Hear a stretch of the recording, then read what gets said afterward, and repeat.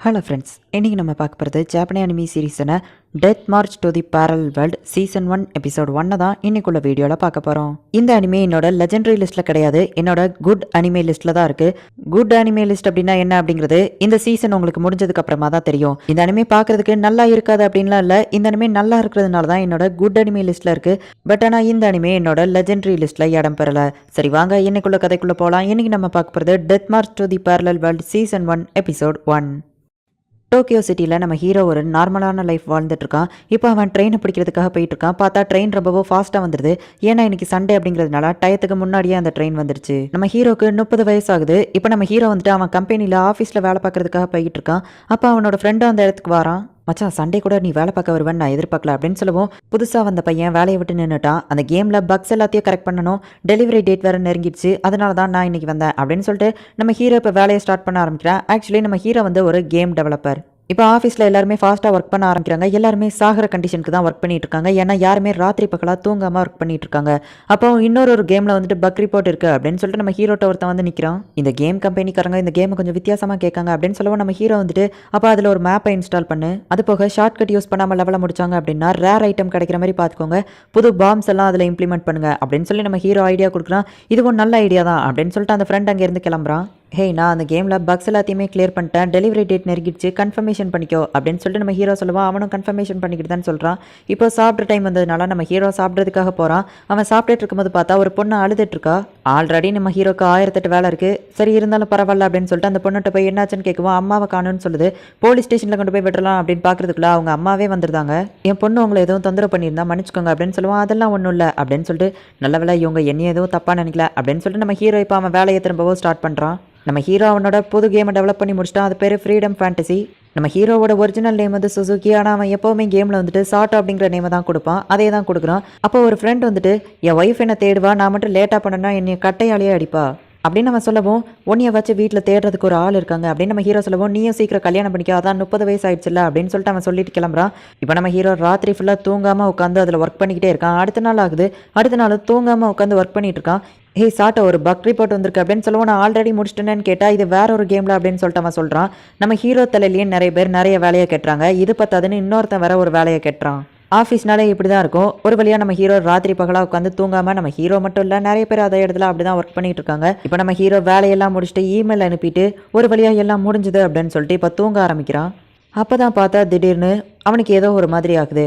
நம்ம ஹீரோ கண் முழிச்சு பார்க்குறான். அவன் பார்த்தா 15 வயசு பையன் மாதிரி சின்ன பையனாக மாறிட்டான். கனவுல மட்டும்தான்ப்பா இப்படி ரிலாக்ஸாக இருக்க முடியுது அப்படின்னு சொல்லிட்டு நம்ம ஹீரோ அவன் ஃபேன் பாக்கெட்டை செக் பண்ணி பார்த்தா அதில் ஃபோன் இருக்குது. ஃபோன் பண்ணுறான், ஆனால் சிக்னல் இல்லை. அப்போ தான் அவன் ஃபேஸை பார்க்குறான். ரொம்பவும் சின்ன பையனாக இருக்கான். சரி, கனவுல எது வேணால் பாசிபிளாக இருக்கும், நான் சின்ன பையனாக மாறிட்டேன்.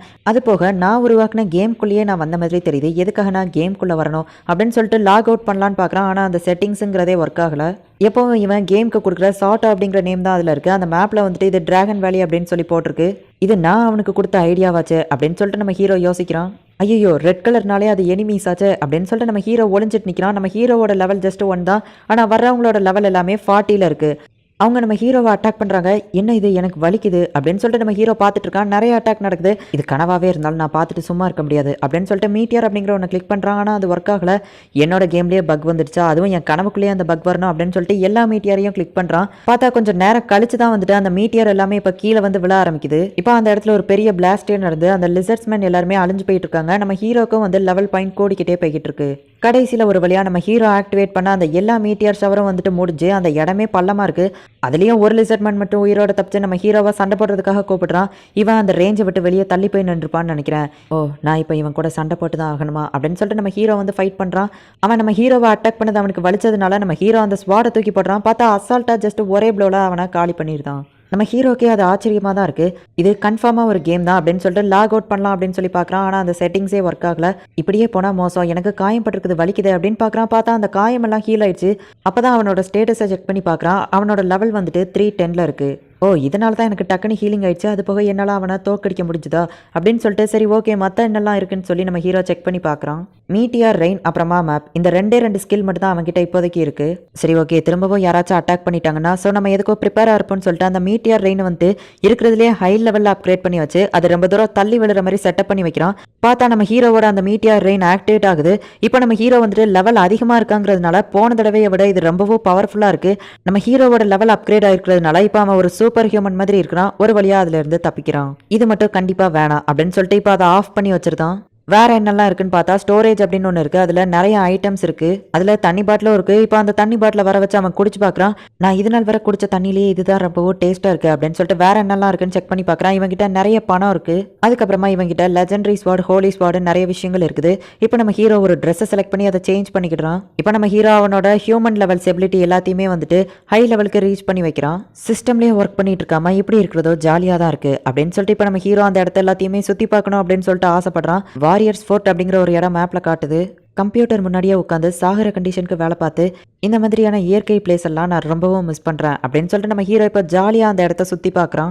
அவனோட ஹியூமன் எபிலிட்டி எல்லாமே வந்துட்டு ஹை லெவல்ல இருக்கிறதுனால அவன் கிட்டத்தட்ட இப்போதைக்கு ஒரு சூப்பர் ஹியூமன் மாதிரி தான் இருக்கிறான். இப்போ அந்த வாரியர் ஃபோர்ட்டுக்கு அவன் வந்து சேர்றான். பார்த்தா பக்கத்துல சல்யூ சிட்டின்னு ஒன்று இருக்கு. சோல்ஜர்ஸ் எல்லாம் அந்த இடத்துல வந்துட்டு இருக்காங்கிறத அவனுக்கு மேப்ல காட்டுது. வேவ்ரன் அப்படின்னு சொல்லிட்டு எனிமி அப்படின்னு சொல்லி காட்டுது. அது எங்க இருக்கு அப்படின்னு சொல்லிட்டு நம்ம ஹீரோ ஹையா ஜம்ப் பண்ணி போய் பார்க்கறான். பார்த்தா அது ஒரு டிராகன் இவனை வந்து முட்டிடுது. ஐயோ அடிபட்டுச்சான்னு நினைக்கிறான். ஆனா அவனுக்கு டக்குன்னு ஹீலிங் ஆயிடுச்சு. ஒரு கல்லை தூக்கி அவன் அடிக்கிறான். அதுவே ரொம்பவும் பவர்ஃபுல்லா இருக்கு. அந்த டிராகன் பயந்துட்டு அந்த சோல்ஜர்ஸ் இருக்கிற அந்த சைடு பறந்து போகுது. இதுக்கு நான் தான் காரணம், நான் தான் போய் தடுக்கணும் அப்படின்னு சொல்லிட்டு நம்ம ஹீரோ ஓடுறான். அங்க இருக்கிறவங்க பேசுறது எதுவுமே நம்ம ஹீரோக்கு புரியல. உடனே அவனோட ஸ்டடி ஸ்கில்ல வந்து மேக்ஸிமம் லெவலுக்கு அப்கிரேட் பண்றான். இப்போ அவங்க பேசுறதெல்லாம் புரிய ஆரம்பிக்குது. சீக்கிரம் அதை அட்டாக் பண்ணுங்க அப்படின்னு சொல்லவும் சோல்ஜர்ஸ் எல்லாம் அட்டாக் பண்றாங்க. ஆனா அந்த அட்டாக் எதுவுமே வேலைக்கு ஆகல. அப்பதான் பார்த்தா அந்த சோல்ஜர்ஸ் குரூப்லயே வந்து மேஜிக் தெரிஞ்சவங்க எல்லாம் வந்துட்டு மேஜிக்கை வச்சு அட்டாக் பண்றாங்க. அந்த டிராகன் நம்ம ஹீரோ பக்கமா வரவும் ஷீனா அதை தடுன்னு ஒரு சோல்ஜர் சொல்லுவோம். அந்த பொண்ணு வந்துட்டு வின் மேஜிக்கை வச்சு அதை அட்டாக் பண்றா. பார்த்தா அவ காத்துல ஹைட்டா பறக்கவும் இப்போ நம்ம ஹீரோ வந்துட்டு அவளை போய் பிடிச்சு காப்பாத்துறான். இந்த இடத்துல இந்த எபிசோட் முடியுது.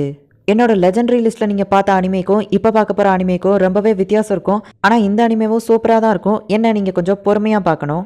இந்த அனிமே எல்லாமே ஃபுல் அண்ட் ஃபுல் என்டர்டைன்மெண்ட்காக மட்டுமே தான் எடுக்கப்பட்டது. உங்களுக்கு இது பிடிச்சிருக்கா இல்லையா அப்படிங்கிறத மறக்காம கமெண்ட்ல சொல்லுங்க. அண்ட் உங்களுக்கு இந்த வீடியோ பிடிச்சிருந்தது அப்படின்னா லைக் பண்ணிட்டு அப்படி மறக்காம நம்ம சேனலை சப்ஸ்கிரைப் பண்ணிருங்க. தேங்க்யூ ஃபார் வாட்சிங். Bye guys. நெக்ஸ்ட் எபிசோட்ல மீட் பண்ணலாம்.